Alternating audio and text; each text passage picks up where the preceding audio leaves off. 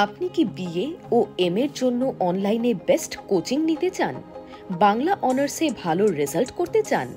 তাহলে আজই আসুন নম্বর 1 কোচিং সেন্টার প্রান্তিক গাইডে। আমাদের অভিজ্ঞ শিক্ষক ও লেখক রাজস্বী হালদার যত্ন সহকারে ক্লাস করান, হাই কোয়ালিটি নোটস ও 100% কমন সাজেশন। এছাড়া আর্টস সমস্ত বিষয়ের অফলাইনে ক্লাস এবং নোটসের ব্যবস্থা রয়েছে। ফোন নম্বর 8101787705 ও 7585043273। ফলো করুন ইউটিউব চ্যানেল প্রান্তিক গাইড। নমস্কার, প্রান্তিক গাইডে সবাইকে শুভেচ্ছা অভিনন্দন। আজ আমি নিয়ে এসেছি কলকাতা বিশ্ববিদ্যালয় BA third semester Bangla minor 1 পেপারের লাস্ট মিনিট ফাইনাল সাজেশন। যারা 2025 সালে ফাইনাল এক্সাম দেবে থার্ড সেমিস্টার বাংলা মাইনর 1 পেপারের, তাদের জন্য আজকে নিয়ে এসেছি লাস্ট মিনিট ফাইনাল সাজেশন। খুব গুরুত্বপূর্ণ। এটা মূলত অনার্সে যারা মাইনর পেপার দেবে মাইনর 1 অনার্সের মাইনরদের জন্য। যেগুলো দেবো শুধুমাত্র সেগুলোই পড়ে যাও, এর বাইরে আর অতিরিক্ত কিছু করার দরকার নেই। প্রান্তিক গাইডের suggestion best quality number 1 suggestion. প্রান্তিক গাইডের সাজেশন ফলো করলে অন্য কোনো সাজেশন ফলো করার প্রয়োজন পড়বে না। এই চ্যানেলের সঙ্গে থাকবে, সাবস্ক্রাইব করে বন্ধুদেরকে শেয়ার করবে। প্রান্তিক গাইডের সাজেশন 100% কমন সাজেশন। রেজাল্ট করতে গেলে এবং পাস করতে গেলে প্রান্তিক গাইড তোমাদের কাছে বেস্ট চয়েস আর ফার্স্ট চয়েস। আমি পূর্বেও বলেছিলাম যে আমি যে লাস্ট মিনিট ফাইনাল সাজেশন দেবো সেগুলো অবশ্যই দেখবে, কেউ মিস করবে না। জেনুইন কমন পেয়ে যাবে। সুপারস্টার মারবো, কম স্টার মারবো। যেগুলো সুপারস্টার মারবো সেগুলো আগে মুখস্থ করবে, তারপরে কম স্টারগুলো, তারপর অন্যগুলো। তোমরা কিন্তু প্রথম ব্যাচ, নতুন সিলেবাস, তাই খুব ভালো করে রীতিমতো প্রচুর পরিমাণে পড়াশোনা করবে। ভালো রেজাল্ট করতে গেলে প্রচুর পড়তে হবে এবং পাস করতে গেলেও পড়াশোনা করতে হবে। তোমাদের এই পেপারে রয়েছে বাংলা সাহিত্যের ইতিহাস প্রাচীন যুগ থেকে মধ্যযুগ, অর্থাৎ 1800 খ্রিস্টাব্দ পর্যন্ত। মডিউল 1, 2, 3 তিনটে 15 নম্বরের হবে, তিনটে 5 নম্বরের হবে, আর 15টা হবে 1 নম্বর করে শর্ট কোশ্চেন। এটা সবথেকে গুরুত্বপূর্ণ। শর্ট কোশ্চেন ভিডিও আমার চ্যানেলে দেওয়া রয়েছে, অবশ্যই দেখে নেবে। 15টা শর্ট কোশ্চেন যদি সঠিক করতে পারো তাহলে অবশ্যই ফেল তো কেউ করবেই না, 80 থেকে 85% মার্কস অবশ্যই হবে। 15টা শর্ট কোশ্চেন কিন্তু করতেই হবে। 15টা শর্ট কোশ্চেন তোমরা টার্গেট করো, তাহলে অবশ্যই সবার ভালো রেজাল্ট হবে, সবার। তাহলে আমি দিয়ে দিচ্ছি, লিখে নাও। আর সুপারস্টার মারো, কম স্টার মারবো, এটা খুব ভালো করে দেখবে, মনোযোগ দিয়ে। আমি কি বলছি আমার কথাগুলো মনোযোগ দিয়ে শুনবে, ফলো করবে। কেউ কিন্তু ভিডিওটা টেনে দেখবে না, প্রথম থেকে শেষ পর্যন্ত ভিডিওটা দেখবে। মডিউল 1 থেকে লিখে নাও চর্যাপদ। চর্যাপদের আবিষ্কার, রচনাকাল, প্রকাশকাল, নামকরণ এবং সমাজচিত্র সাহিত্যমূল্য। চর্যাপদের সমাজচিত্র সাহিত্যমূল্য মূলত অনেক সময় কাটা কোশ্চেন দিয়ে দেয়, এর সঙ্গে জুড়ে দেয়, 15টাকে ভেঙে দিতে পারে। তাই চর্যাপদের রচনাকাল, প্রকাশকাল, আবিষ্কার এগুলো অবশ্যই পড়বে এবং নামকরণ বিতর্কটা। বড় কোশ্চেন চর্যাপদের সমাজচিত্র সাহিত্যমূল্য। তারপরে রয়েছে শ্রীকৃষ্ণ কীর্তন কাব্য। শ্রীকৃষ্ণ কীর্তন কাব্যের ক্ষেত্রেও তাই, প্রকাশকালের, রচনাকালের, নামকরণ এবং কয়টা খণ্ড রয়েছে, খণ্ডের বিষয়বস্তু, সমাজচিত্র সাহিত্যমূল্য। এই দুটো সুপার মারো। শ্রীকৃষ্ণ কীর্তন কাব্যেরও নামকরণ বিতর্ক, এই দুটো সুপার স্টার মারো। আর অল্প স্টার মারবে তোমরা তুর্কি আক্রমণটা অল্প স্টার মারবে। আর একটু দেখে রাখবে যুগ বিভাজনের বিতর্ক, সমালোচনা। দুটো সুপারস্টার মারো চর্যাপদ আর শ্রীকৃষ্ণ কীর্তন, আর একটা অল্প স্টার মারো তুর্কি আক্রমণ, তার কারণ ও ফলাফল। দেখে রাখবে যুগ বিভাজন বিতর্ক।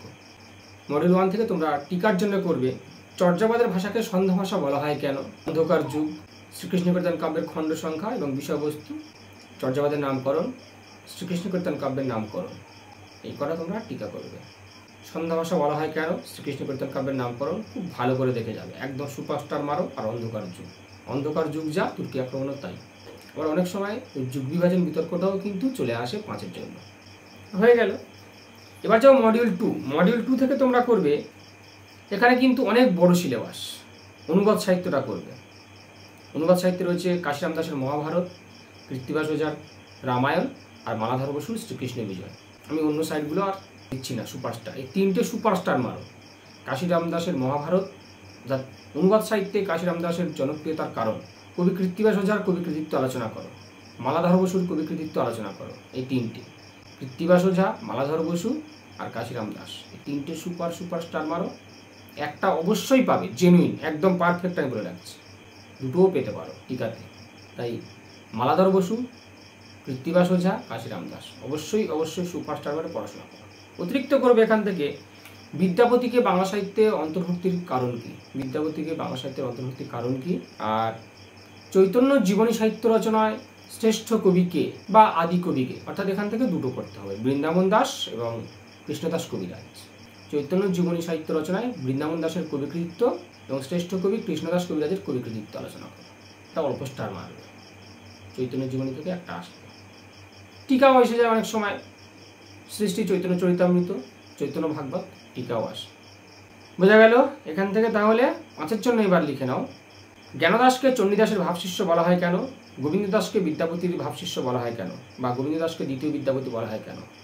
শ্রীকর নন্দী, কবীন্দ্র পরমেশ্বর আর চণ্ডীদাস, এটা অবশ্যই করবে। এই কটা অবশ্যই পড়ে যাও।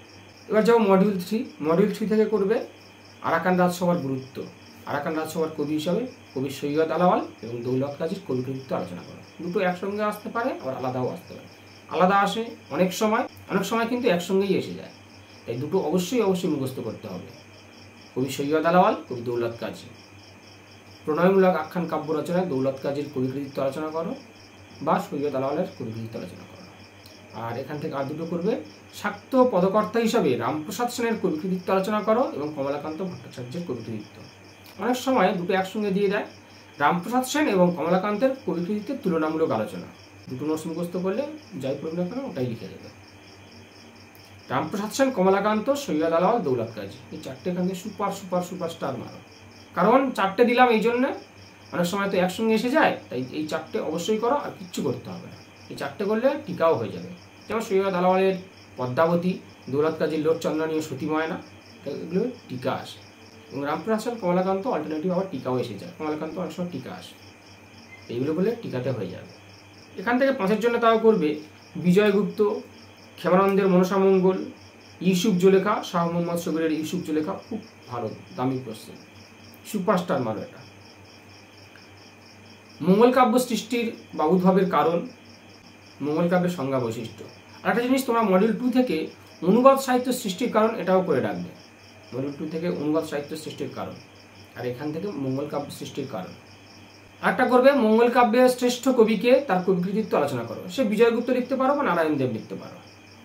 হয়ে গেল।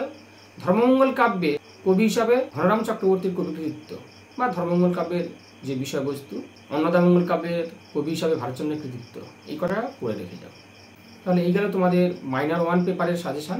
3rd সেমিস্টার বাংলা যারা পরীক্ষা দেবে তাদের জন্য মাইনর 1-এর সাজেশানটা দিয়ে দিলাম। খুব গুরুত্বপূর্ণ, যেগুলো বললাম সুপারস্টার মারলাম সেগুলো আগে মুখস্থ করো আর শর্ট কোশ্চেনের উপর জোর দাও। আর 5 হলে যেগুলো বললাম, যেগুলো স্টার মারলাম সেগুলো তো আগে পড়বে, তারপরে অন্যগুলো দেখে যাবে, রিডিং দিয়ে যাবে, পড়ে যাবে, যেন লিখতে পারো, এটা মাথায় রাখবে। আর যারা প্রান্তিক গাইডে অনলাইন ক্লাস করতে চাও বা নোটস কিনে নিতে চাও, যোগাযোগ করবে স্ক্রিনে দেওয়া নাম্বারে, সমস্ত কিছু পেয়ে যাবে। প্রান্তিক গাইড তোমাদের সেবায় রয়েছে, পাশে রয়েছে। যে কোনো সাহায্যের জন্য, যে কোনো প্রয়োজনে তোমরা যোগাযোগ করবে, কমেন্টস করবে, অবশ্যই সমস্ত কিছু পেয়ে যাবে। খুব স্বল্প পারিশ্রমিকে আমি নোটস এবং ক্লাস প্রোভাইড করি।